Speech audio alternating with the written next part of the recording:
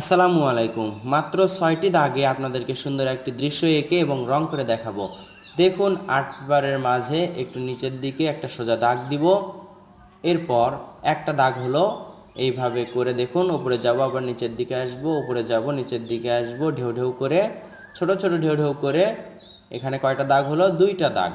এরপর আমরা দেখুন ৩টা দাগ এইভাবে করে এখানে থামলাম, আবার উপরে যাব আবার নিচে, ২টা পাহাড় হলো, ৩টা দাগ হলো। এরপর একটি সূর্য, 4টা দাগ।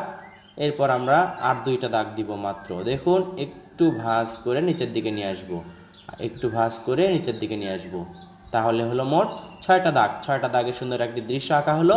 এখন আমরা এটাতে রং করছি। দেখুন সহজেই দৃশ্য আঁকুন এবং সহজেই রং করা শিখুন। ওপরে আমরা আকাশি বা নীল রং করে টিস্যু পেপার দিয়ে দেখুন শক্ত করে ঘষে দিলেই দেখুন রংটা সফট হয়ে যাবে এবং সুন্দর লাগবে।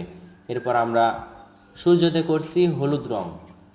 একেবারে সহজ রঙগুলো আমরা করছি, যেগুলো রং আপনারা সচরাচর সব জায়গাতেই পাবেন। নিচের দিকে আমরা কি করছি? গাঢ় সবুজ রং। গাঢ় সবুজ রংটা পাহাড়ের নিচের অংশে করছি। এরপর হালকা সবুজ রংটা তার উপরে করছি।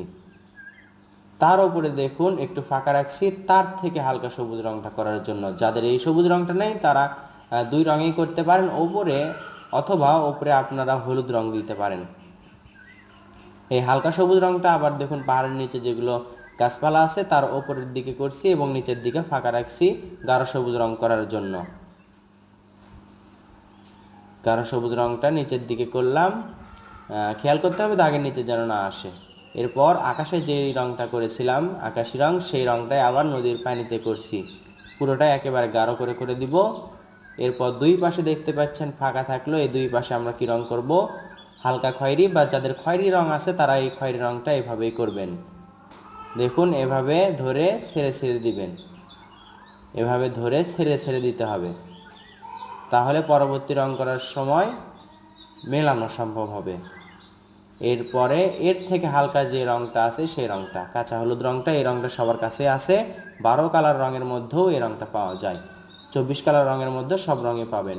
এরপর দেখুন একটু হালকা ফাঁকা ফাঁকা রাখছি, এটা হচ্ছে সাদা রং দিয়ে একটু ঘষে দিবেন, তাহলে কিন্তু সুন্দর হয়ে যাবে।